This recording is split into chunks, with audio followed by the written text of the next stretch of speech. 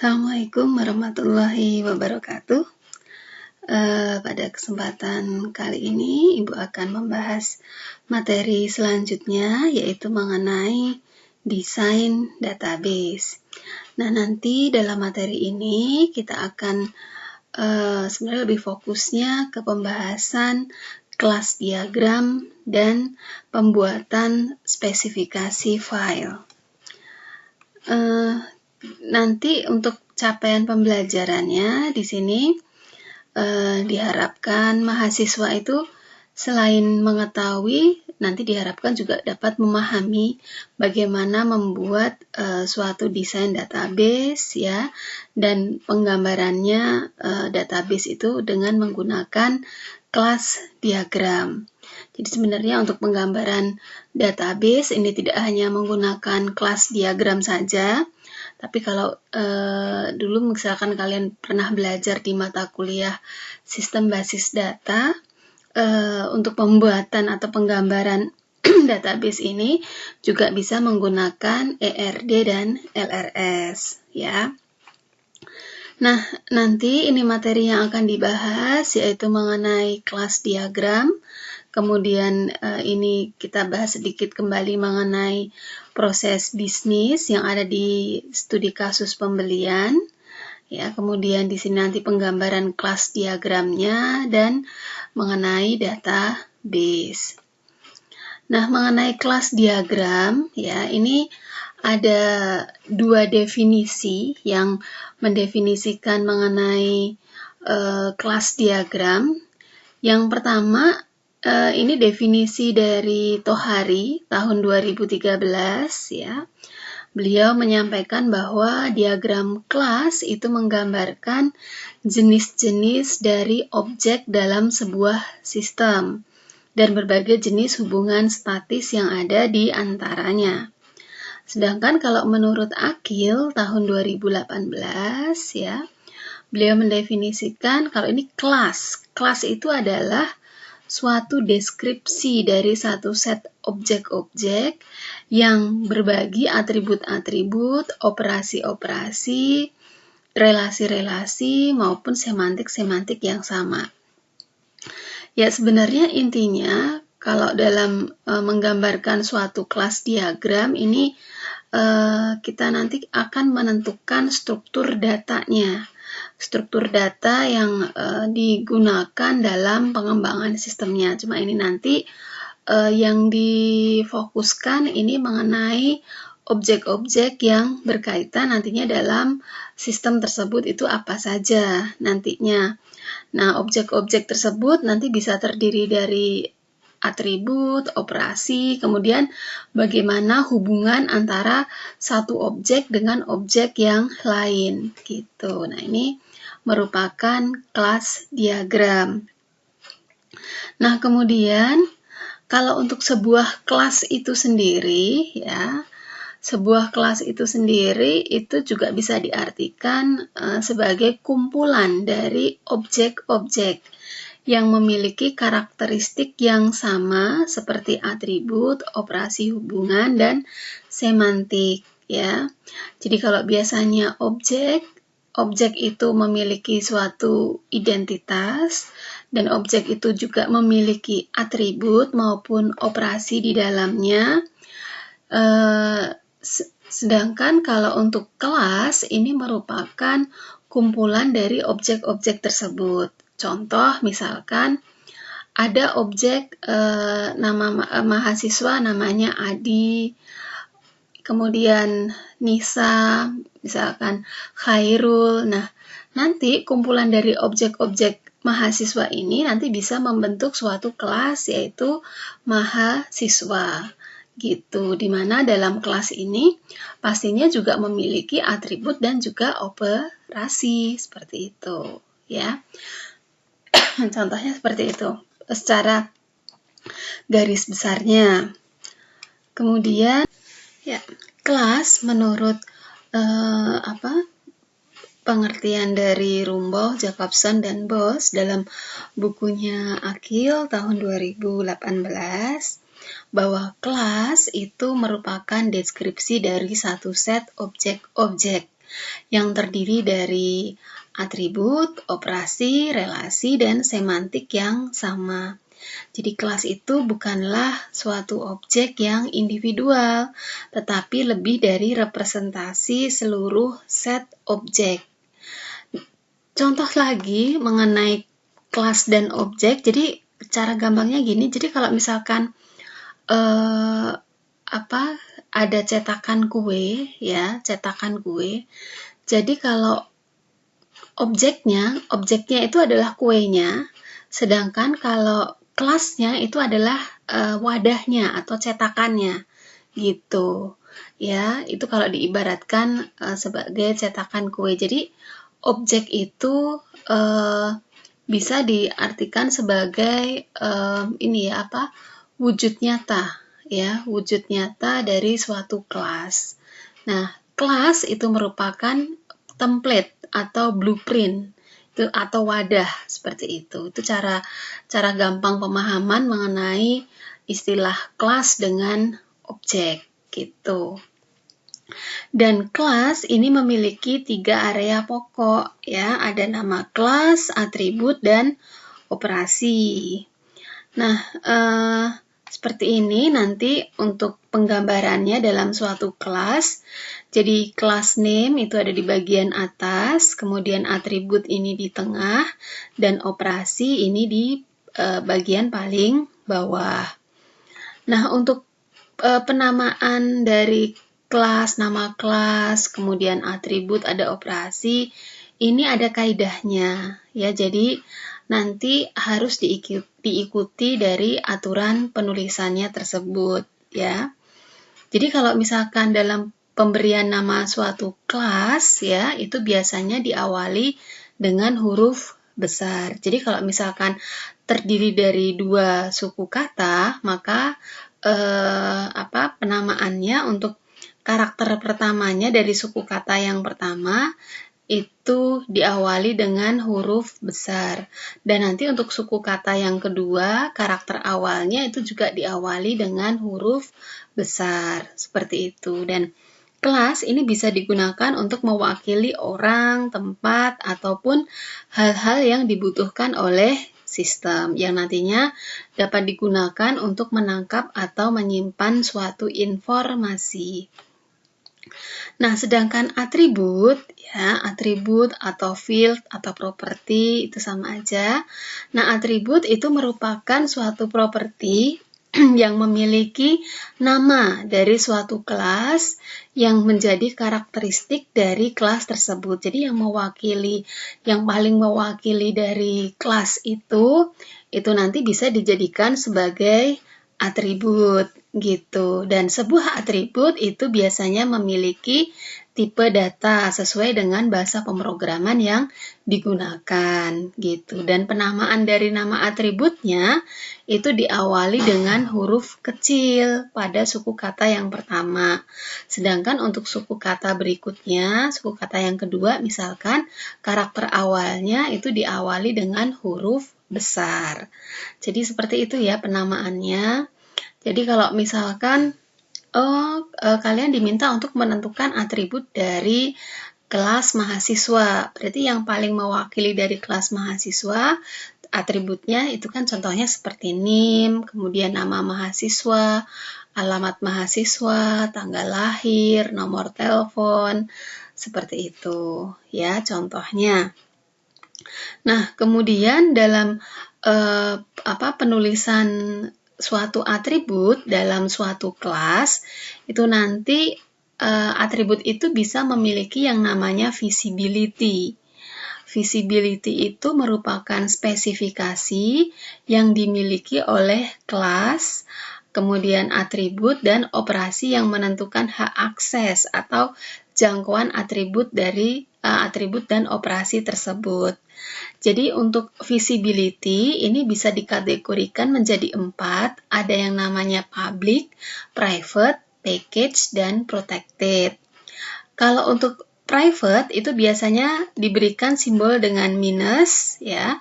Jadi ini yang bisa mengakses ini hanya kelas yang bersangkutan saja.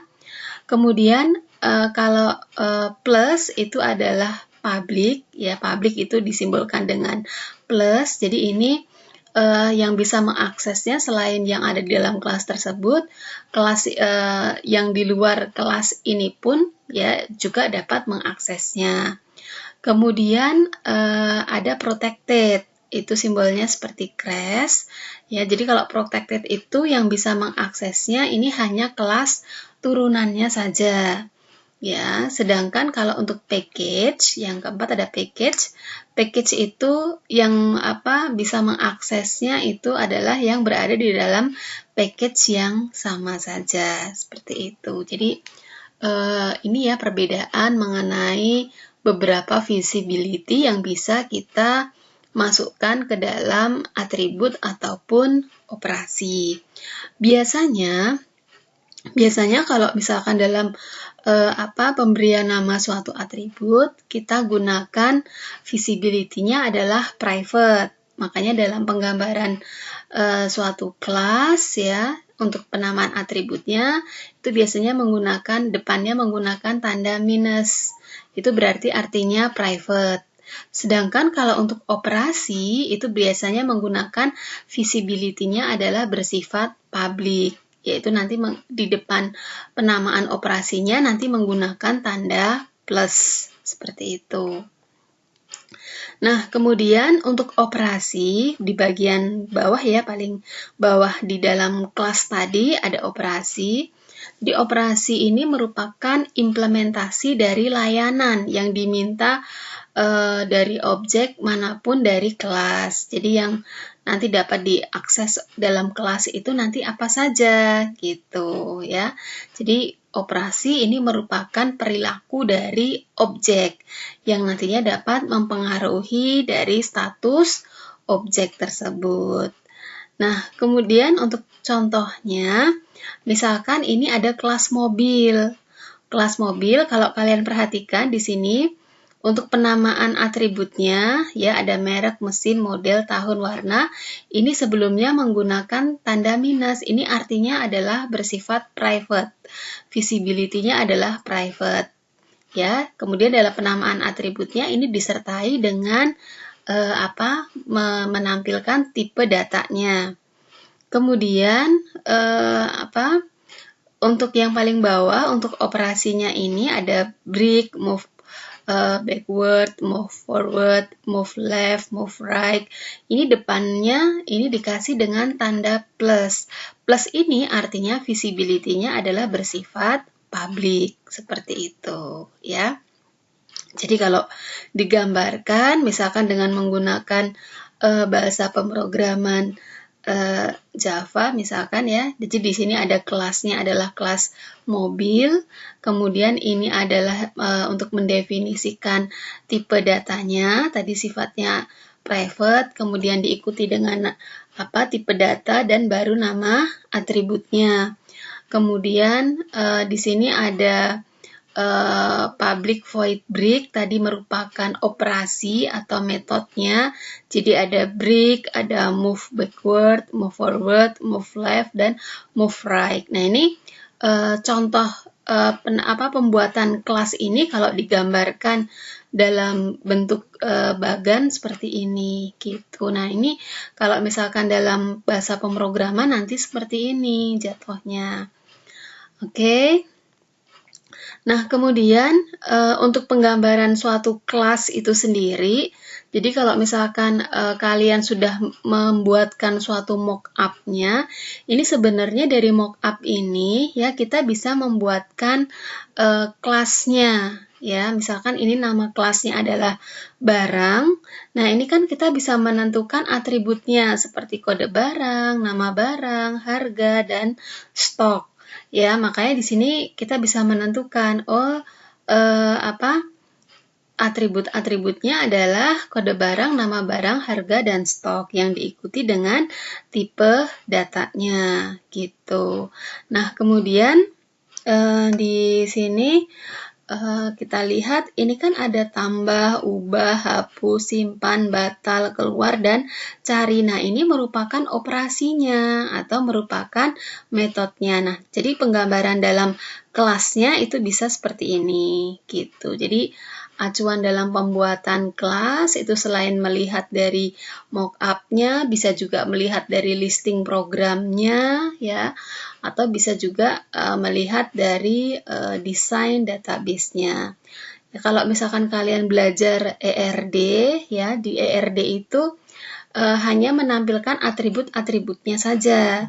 Tapi kalau dalam suatu kelas ya, dalam suatu kelas lain atributnya ditampilkan, ini juga menampilkan tipe data dan operasinya seperti itu. Ya. Kemudian dalam kelas diagram ini ada istilah multiplicity. Nah, multiplicity ini didefinisikan sebagai spesifikasi jangkauan kardinalitas yang diizinkan, yang dimiliki oleh suatu entitas. Ini menurut Akil tahun 2018. Jadi multiplicity itu menunjukkan jumlah suatu objek yang dapat berhubungan dengan objek yang lain. Kalau dulu pada saat kalian belajar mengenai ERD, nah itu ada istilah yang namanya kardinalitas ya. Kardinalitas itu kan untuk menentukan jumlah entitas yang bersesuaian dengan entitas yang lain gitu. Nah, kalau dulu belajar kardinalitas itu nanti ada one to one, one to many maupun many to many. Nah, kalau di penggambaran di kelas diagram ini agak berbeda. Sebenarnya maksudnya sama, ya. Nanti arahannya terakhir ada kalau disimpulkan bisa one to one, apakah one to many, apakah itu many to many. Cuma dalam penulisannya aja yang sedikit berbeda dengan yang ada di ERD. Nah, ini ada jenis-jenis multiplicity ya. Yang pertama ini adalah ada 0 sampai 1, maksudnya ini ada batas bawah dan ada batas atas. Batas bawahnya ini adalah dimulai dari 0 dan batas atas itu maksimalnya adalah 1 gitu. Kalau ini hanya mandatori 1 berarti hanya 1 langsung berhubungan dengan 1 gitu. Kemudian ada 0 sampai banyak, ada mulai dari 1 sampai banyak, kemudian banyak. Kemudian ini bisa menggunakan suatu ring 0, sampai n, itu kita bisa menggunakan misalkan 0,2,4 itu bisa ya. Kemudian 1 sampai n ya. Nah, untuk penggunaan multiplicity contohnya seperti ini ya. Jadi untuk pembacaannya itu tidak searah, tapi bacanya ini harusnya bolak-balik. Misalkan di sini setiap karyawan itu kemungkinan ada yang tidak memiliki mobil atau hanya memiliki 1 mobil. Makanya di sini kan ada kemungkinan tidak memiliki, berarti batas bawahnya adalah 0. Dan kemungkinannya misalkan maksimalnya hanya memiliki satu mobil, berarti di sini kita gunakan 0 sampai 1. Dan dibalik setiap mobil itu kemungkinan tidak dimiliki oleh karyawan atau hanya dimiliki oleh 1 karyawan. Makanya di sini pembacaannya juga di sini menggunakan multiplicity-nya adalah 0 sampai 1. Nah, kalau di sini seperti ini kita bisa menyimpulkan bahwa di sini kardinalitasnya adalah one to one, seperti itu. Nah, kemudian contoh berikutnya adalah di sini kita lihat setiap konsumen ini bisa melakukan minimal 1 kali transaksi atau banyak transaksi. Berarti di sini 1 sampai banyak. Dan setiap transaksi itu hanya dilakukan oleh 1 konsumen. Berarti ini kan kemungkinan kan 1 pasti ya. Jadi menggunakan mandatory one gitu. Jadi kesimpulannya kalau di sini ada many, pasti ini kesimpulannya hasil akhirnya adalah many. Berarti one to many. Nah, kemudian antara transaksi dengan barang. Nah, kalau untuk transaksi dengan barang di sini setiap transaksi ini bisa melibatkan minimal satu barang atau banyak barang. Berarti dalam transaksi itu bisa berisi satu barang atau bisa banyak barang. Makanya di sini menggunakan satu sampai banyak. Dan setiap barang itu nanti bisa dilibatkan dalam satu transaksi atau banyak transaksi. Makanya di sini juga satu sampai banyak seperti ini. Jadi kesimpulannya ini adalah many to many. Nah, nanti kalau misalkan kalian menjumpai seperti ini, jadi dalam dalam multiplicity nanti ketemu dengan many to many, maka di sini nanti bisa kalian pecah lagi sehingga nanti akan muncul satu kelas yang baru gitu. Satu kelas yang baru nantinya ya. Mungkin nanti ada contohnya ya. Nah, kemudian berikutnya adalah generalisasi. Nah, sebenarnya kalau istilah generalisasi ini pernah kita bahas ya di pertemuan awal ya. Jadi generalisasi itu biasanya untuk menghubungkan antara kelas induk dengan kelas anak atau antara superkelas dengan subkelas ya. Jadi superkelas itu merupakan kelas induknya atau parent-nya, sedangkan kalau subkelas itu merupakan kelas anaknya atau child-nya. Nah, nanti di sini kalau menggunakan generalisasi itu semua atribut ya, semua atribut operasi yang dimiliki oleh kelas itu akan diturunkan atau diwariskan ke kelas anaknya. Jadi kelas anaknya ini akan mewarisi semua sifat yang dimiliki oleh kelas induknya. Seperti itu. Nah, di sini contoh. Misalkan di sini ada order. Nanti order misalkan ini ada mail order dan ada box office order. Kemudian misalkan person itu ada male, ada female. Male dan female ini pasti memiliki sifat yang sama dengan person gitu ya, baik itu atribut ataupun operasinya. Nah, kemudian berikutnya adalah asosiasi. Nah, asosiasi ini menurut Akil tahun 2018, asosiasi itu merupakan hubungan struktural yang menspesifikasikan bahwa objek-objek dari satu hal itu terhubung dengan objek yang lain. Jadi ini nantinya dapat digunakan sebagai penghubung antara satu kelas dengan kelas yang lainnya. Kemudian dalam pemberian dalam penggunaan asosiasi tersebut juga harus diberikan namanya supaya lebih jelas hubungan antara satu kelas dengan kelas yang lain itu apa. Kalau dulu di ERD itu kalian untuk menggunakan untuk mengetahui bagaimana hubungan antara satu entitas dengan entitas yang lain itu kalian gunakan relasi ya. Relasi. Nah, kalau ini cukup dengan menggunakan asosiasi yang diberikan suatu nama. Contohnya seperti ini. Ini ada student mendaftar suatu kursus ya. Jadi ini kan jelas hubungannya. Student mendaftar kursus. Nah, kemudian berikutnya ada agregasi. Agregasi itu adalah hubungan keseluruhan atau bagian di mana satu kelas itu merepresentasikan hal yang lebih besar.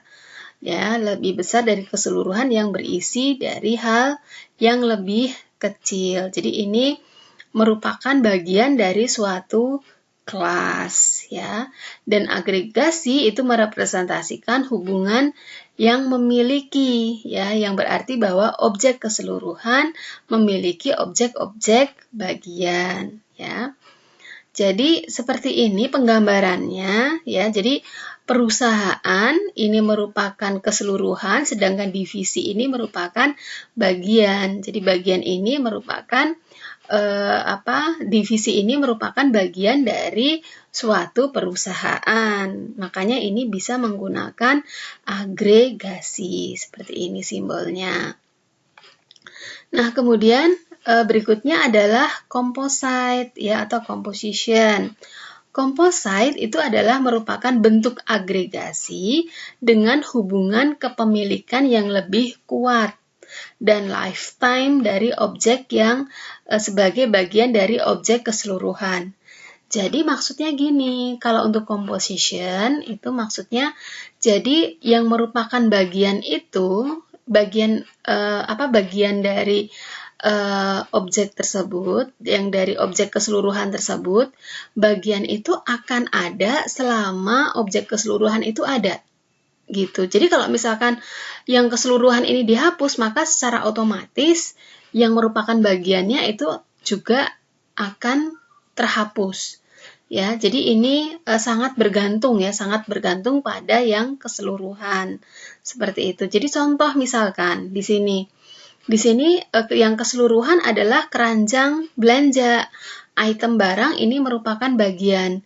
Jadi item barang ini ada karena adanya keranjang belanja. Jadi selama keranjang belanjanya ini ada, maka item barang ada. Tapi kalau misalkan keranjang belanjanya ini nanti akan dihapus, otomatis nanti item barangnya itu juga akan terhapus. Seperti itu. Ya, jadi ini memiliki hubungan yang kuat ya untuk bagiannya dengan yang keseluruhan. Itu maksudnya seperti itu. Nah, kemudian ini ada pembahasan proses bisnis dari studi kasus yang sebelumnya yang ada di slide kalian mengenai sistem pembelian. Kemarin sudah dibahas ya mengenai proses bisnisnya seperti apa. Kemudian kita bisa menentukan nantinya pemakai sistemnya itu siapa, di mana perangkat lunak yang digunakan, dan data dan informasi yang akan diproses ya. Kemudian nanti bisa dibuatkan tadi ya proses bisnisnya. Nah, dari proses bisnis ini nanti bisa kita tentukan bagian-bagian yang terlibat, dokumen-dokumen yang digunakan supaya nanti kita bisa menentukan mana yang termasuk dokumen masukan dan mana yang termasuk dokumen keluaran. Kalau dari cerita yang ada di sini sebenarnya ada beberapa dokumen yang digunakan seperti surat pesanan, surat jalan, kemudian nanti ada retur, kemudian ada barang, dan juga ada laporan pesanan barang, laporan pembelian, dan laporan retur. Kalau dari ceritanya di sini, ya, nanti dari beberapa dokumen itu kita bisa menentukan mana yang termasuk dokumen masukan dan mana yang termasuk dokumen keluaran. Kalau dari dokumen yang sudah Ibu sebutkan tadi, yang termasuk dokumen masukannya nanti bisa berupa surat pesanan dan data barang. Sedangkan dokumen keluarannya nanti contohnya ini dokumen masukannya ini juga surat jalan, ini juga termasuk dokumen masukan ya, karena ini kan diserahkan oleh si supplier. Nah, pada saat melakukan pengiriman barang ya si supplier. Nah, kalau dokumen keluarannya ini nanti bisa berupa retur ya. Kemudian nanti berupa laporan pesanan barang, laporan pembelian dan laporan retur barang. Nah, sehingga nanti bisa dibuatkan kalau untuk activity diagramnya ini mengikuti dari proses bisnisnya. Ini sudah Ibu jelaskan di materi sebelumnya dan juga Ibu sudah memberikan contoh studi kasusnya. Nah, ini contoh dalam pembuatan spesifikasi dokumennya, baik itu masukan nanti dan keluaran. Ini sebenarnya tidak hanya satu ya, ini hanya sebagai contoh sebenarnya. Harusnya ini sesuai dengan dokumen yang ada untuk penjabaran spesifikasi dokumen masukan dan keluaran. Ini pun juga sudah pernah Ibu bahas di materi sebelumnya dan contoh dari pembuatannya pun juga sudah. Jadi dalam pembuatan spesifikasi dokumen, baik itu masukan atau keluaran, ada beberapa parameter yang harus kalian perhatikan. Mulai dari nama dokumen, fungsi, sumber, tujuan, media, kemudian jumlah, frekuensi, dan bentuk atau format. Seperti itu. Ya, nah kemudian mengenai kebutuhan fungsional, sebenarnya kebutuhan fungsional ini diperlukan untuk menentukan kebutuhan-kebutuhan yang diperlukan dalam pengembangan sistemnya. Nah, dari proses bisnis yang berjalan tadi, nanti bisa kita buatkan analisa kebutuhan. Jadi yang termasuk dalam kebutuhan fungsionalnya itu apa saja. Nah, di sini nanti ada 2 pengguna ya yang dapat mengakses, yang diberikan hak akses untuk mengakses sistem yang akan dibuat, yaitu di sini ada bagian pembelian dan pimpinan. Jadi setelah menentukan nanti apa yang dapat dilakukan oleh pengguna tersebut ya di dalam sistemnya itu nanti apa saja, langkah berikutnya adalah membuatkan use case, dan selanjutnya adalah membuatkan deskripsi use case-nya. Ini sebenarnya sudah Ibu bahas ya. Nah, kemudian untuk pembuatan kelas diagram dari studi kasus sistem pembelian ini nanti akan terbentuk kelas diagramnya seperti ini. Jadi kalau untuk cara pembacaannya itu dilihat dari prosesnya dulu. Kan prosesnya mulai dari penerimaan, kemudian nanti pemesanan, kemudian ada penerimaan barang, kemudian ada pembuatan jurnal, kemudian nanti ada juga retur ya. Nah, ini cara bacanya, setiap pemesanan yaitu bisa ini kurang labelnya harusnya ada ya, jadi tidak hanya multiplicity-nya saja, tapi ini dalam setiap multiplicity di sini, dalam setiap asosiasi yang ada di sini harus diberikan labelnya.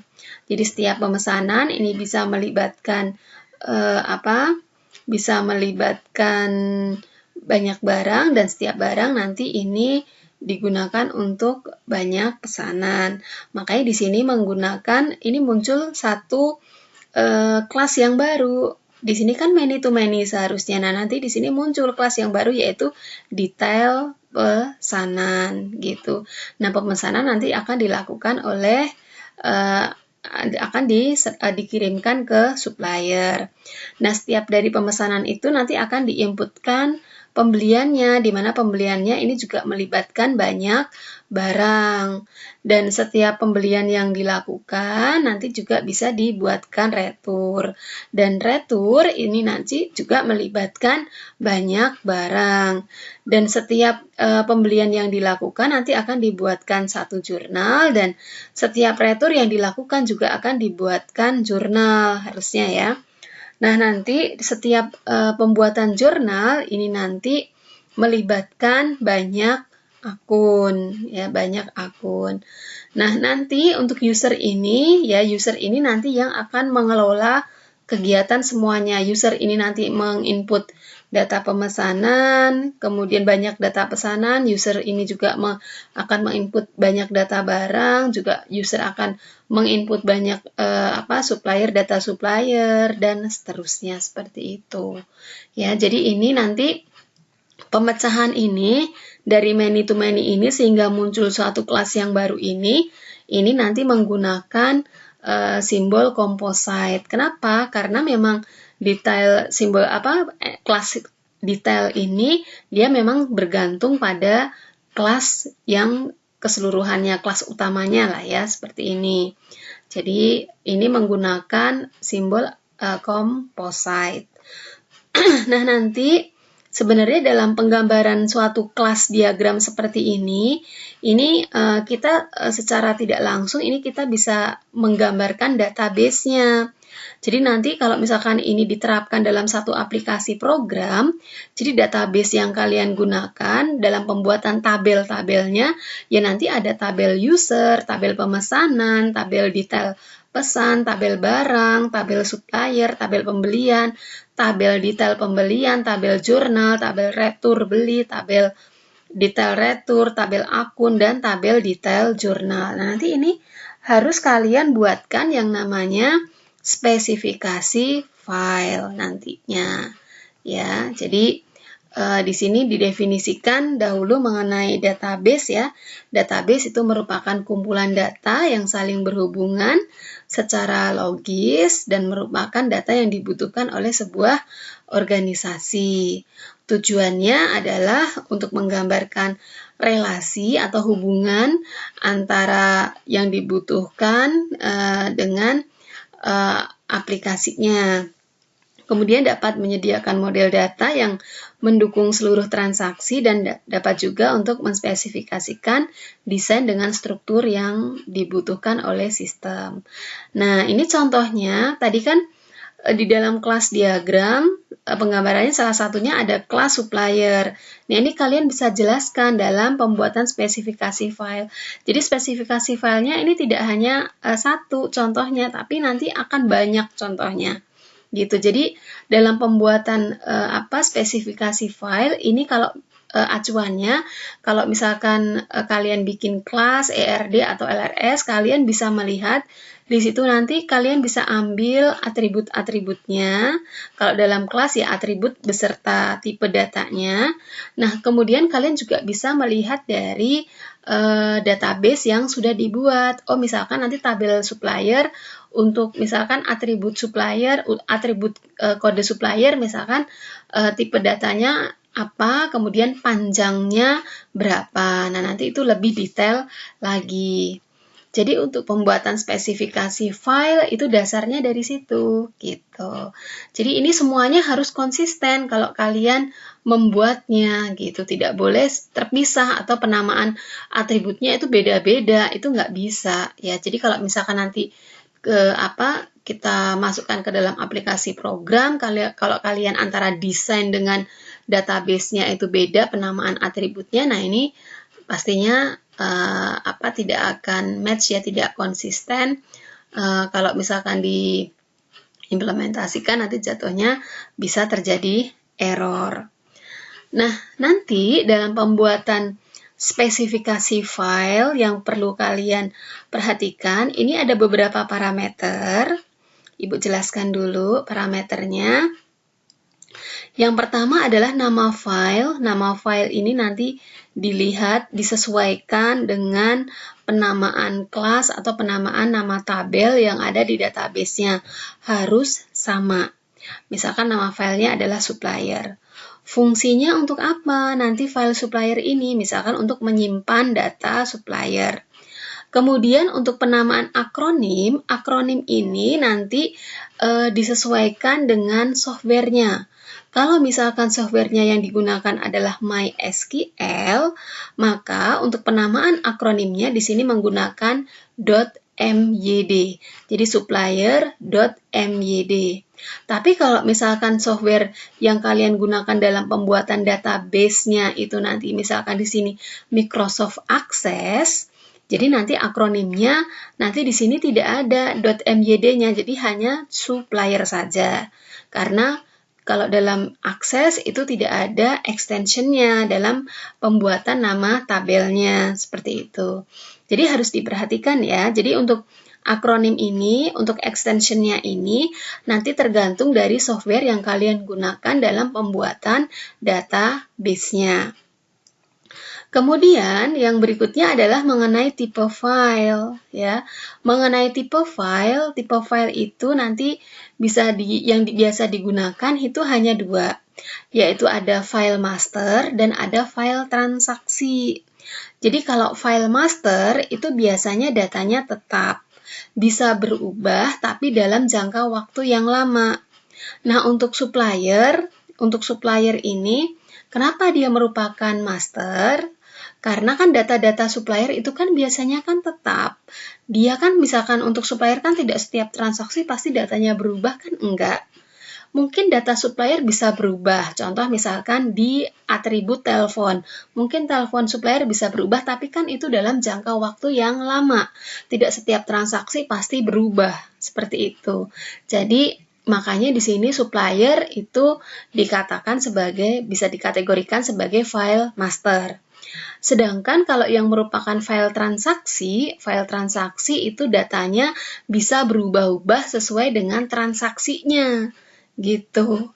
Jadi contohnya misalkan tadi kan ada kelas pemesanan. Ada kelas pemesanan, ada kelas pembelian, ada kelas retur, ada kelas jurnal. Nah, itu contohnya merupakan nanti tipe filenya adalah file transaksi. Kenapa? Data-datanya setiap transaksi tersebut pasti berubah. Gitu, antara satu dengan yang lain pasti tidak sama gitu. Dalam penomoran, dalam pengkodeannya pun juga pasti beda antara satu dengan yang lain. Makanya itu dinamakan sebagai file transaksi. Kemudian di sini ada media file. Media file itu sebagai tempat penyimpanan. Makanya di sini digunakan hard disk sebagai tempat penyimpanannya. Kemudian untuk organisasi file, nah untuk pengorganisasian file ini sebenarnya ada 3 jenis. Ada sekuensial, ada random, dan ada indeks sekuensial. Jadi kalau sekuensial berarti pengorganisasian filenya itu secara berurutan. Kalau random berarti secara acak. Nah, kalau indeks sekuensial ini merupakan gabungan antara sekuensial dengan random. Makanya ini biasanya digunakan untuk dalam pengorganisasian file itu digunakan yaitu indeks sekuensial. Maksudnya itu datanya diurutkan dan diberikan indeks atau diberikan key gitu maksudnya ya. Nah, kemudian untuk akses file ini ini ada sebenarnya dua kategori, yaitu sekuensial dan random. Kalau sekuensial ini pengaksesannya secara berurutan. Jadi kalau misalkan kalian memiliki 1000 data, dan data yang kalian cari itu adalah data yang ke-1000, maka proses pencariannya itu nanti dimulai dari data ke-1, kedua, ketiga, sampai data yang ke-1000. Berarti ada 1000 kali pencarian. Sedangkan kalau random itu nanti proses pencariannya itu bisa dibandingkan dengan nilai tengahnya.